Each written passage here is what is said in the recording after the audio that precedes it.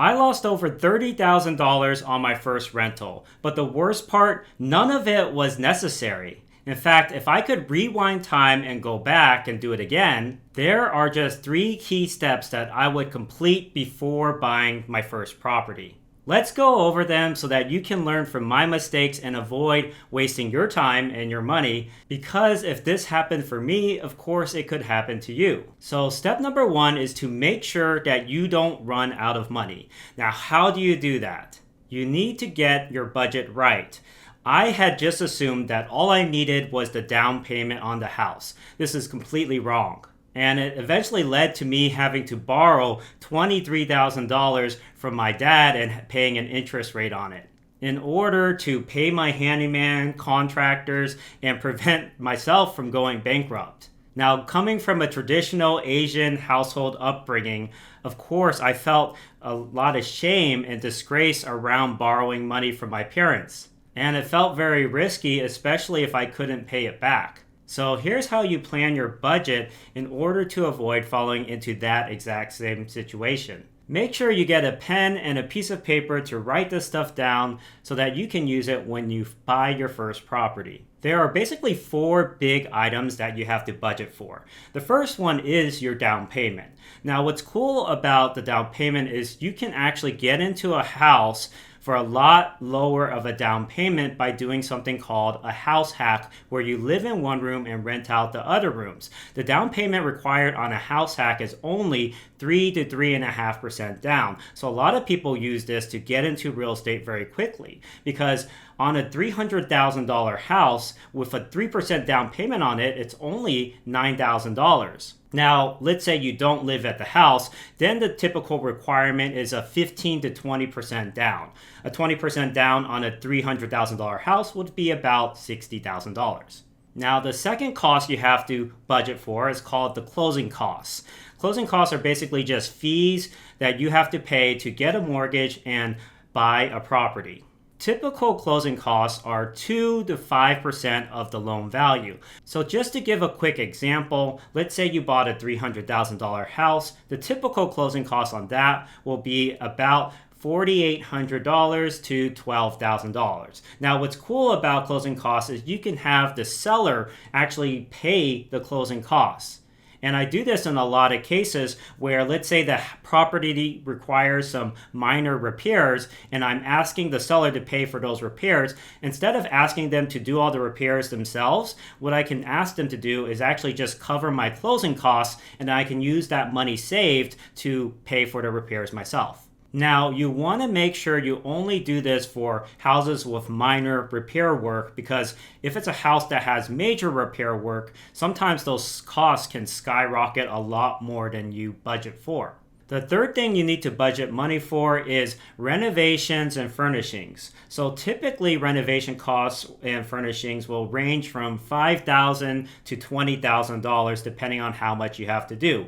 For what I do, where I put in extra bedrooms and then rent out those extra bedrooms for additional rent, usually adding a bedroom only costs from $1,500 to $2,500 per bedroom that I add. Now, it could be more than that if I have to move things like electricals, fans, etc. And then my typical furnishing cost is about $5,000, and that's for brand new furniture. You can definitely save on furniture by buying at a thrift store, or sometimes there's used furniture on Facebook Marketplace that's also in really good, decent condition that you can get for really cheap pricing. And my thoughts are you generally do want to provide furnishings. For what I do, especially where I rent to college students and travel nurses and medical professionals, a lot of those people are coming from out of city and moving to this city, so they want to have their own furnishings already available to save money. Finally, the fourth thing you need to budget for is emergency funds. Typically, I want emergency funds of 6 months of mortgage payments. So if the estimated mortgage payment for that house will be about $2,000 a month, then I want to budget 6 times $2,000, which is $12,000 for my emergency funds. Now, quickly putting this all together, let's say I'm putting a 20% down on a $300,000 property. That's $60,000 for the down payment.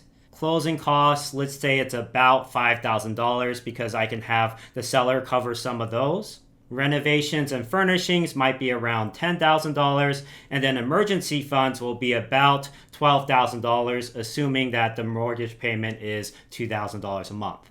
And that gives you a grand total of $87,000. But what you can do actually is put a lot of the costs for renovating and buying furniture on a 0% APR business credit card, meaning you don't have to pay interest on that credit card for 12 months. And that can allow you to buy a property, get it renovated, pay for the furnishings for only $77,000 in this case. Now, let's say you house hack a $300,000 property. In that case, you only need $26,000 to get started because you're budgeting $9,000 for the down payment, 3% of $300,000, a bit more than $5,000 for closing costs, $12,000 for emergency repairs, and then you put the renovations and furniture on the 0% APR credit card. Okay, let's go over step number 2, which is you have to figure out a property's profit potential because you don't want to get stuck in owning a property that loses you money every single month. This happened to my friend, unfortunately. She bought this quadruplex, which is basically 4 units, and the tenants all of a sudden stopped paying rent. Not only that, but she had to replace a lot of the main systems at the house. So there are a lot of repair costs associated with that house. All in all, she lost $80,000 from her reserves in her bank, and she had to liquidate another $90,000 from her brokerage account. She only finally found relief when she was able to sell that quadruplex, but not before it drained her entire bank account. So you definitely want to get your numbers right the first time around. So essentially there are 2 tests to figure out a property's profit potential. The first test is called the 1% rule, which basically means that the monthly rent should be 1% of the total price of the property. So let's say you buy a $300,000 house, 1% of that is $3,000 a month that you want to be making in rental income.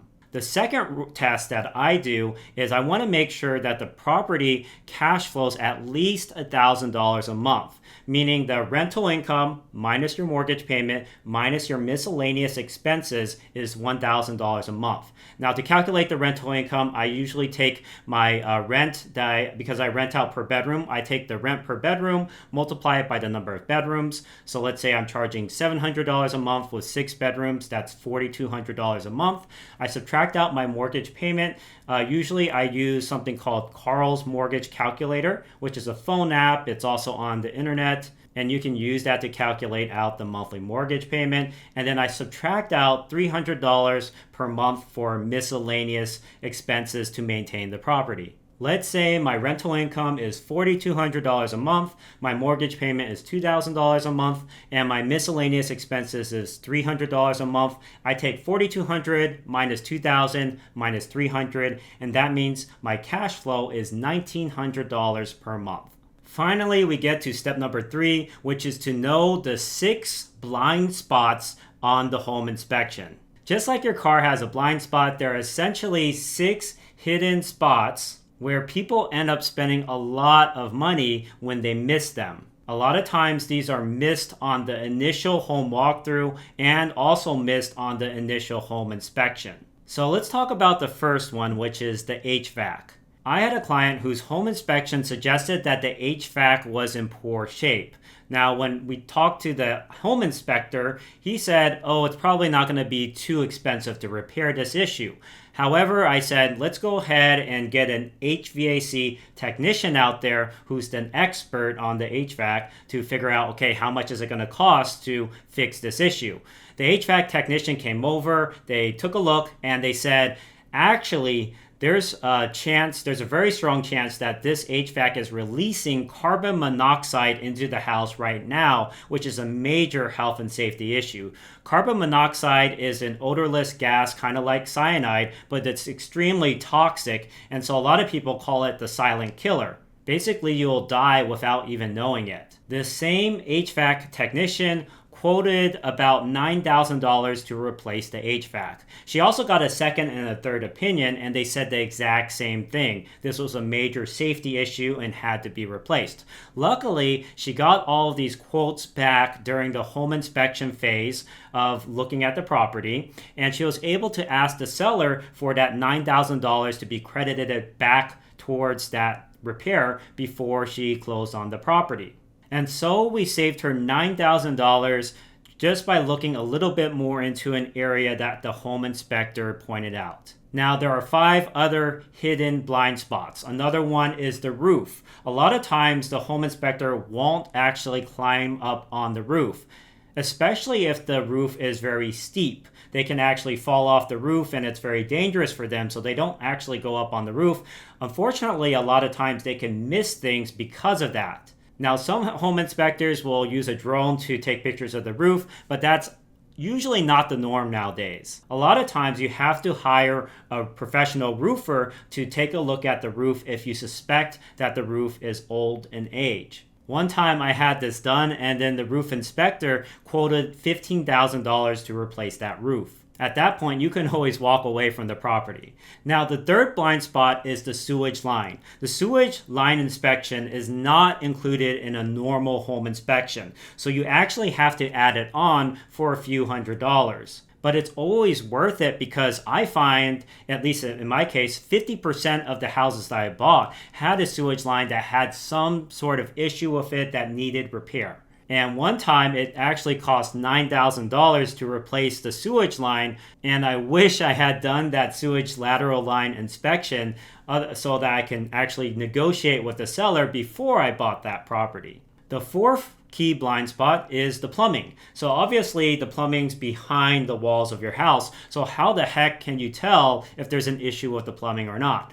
A lot of times what I can do is bring in a professional plumber, and they can do stuff like moisture testing to see if there might be leaks behind the walls. They can also look for signs of moisture damage in the ceilings. And so sometimes I will hire a plumber to go see the house if I suspect there might be a plumbing issue. The next one, the fifth one, is the electricals. So let's say you buy a house and it has really old electricals. The problem with that is it could be a fire hazard. In fact, I've had insurance companies that literally said they would not cover this house because it had super old electricals and a high chance of a fire developing. So you can get an electrician to go in there to examine the electricals if you suspect that the electricals are very old. Then finally, we have the sixth blind spot, which is the foundation. A lot of times if there's like a lot of sloping floors or uneven pavement, that could be a foundational issue, in which case you might get a structural engineer to go out there to make sure that the house is safe and not going to cave in on itself. So that's it. Those are the 3 key steps that you want to take before you buy your very first rental. And definitely go through all of them to increase your chances of being profitable on your first rental on day 1. If you enjoyed the video, don't forget to give it a thumbs up, subscribe, and share it with your friends so it can reach more people who are struggling with getting started in real estate investing. Thanks again for watching, and I'll see you on next week's video.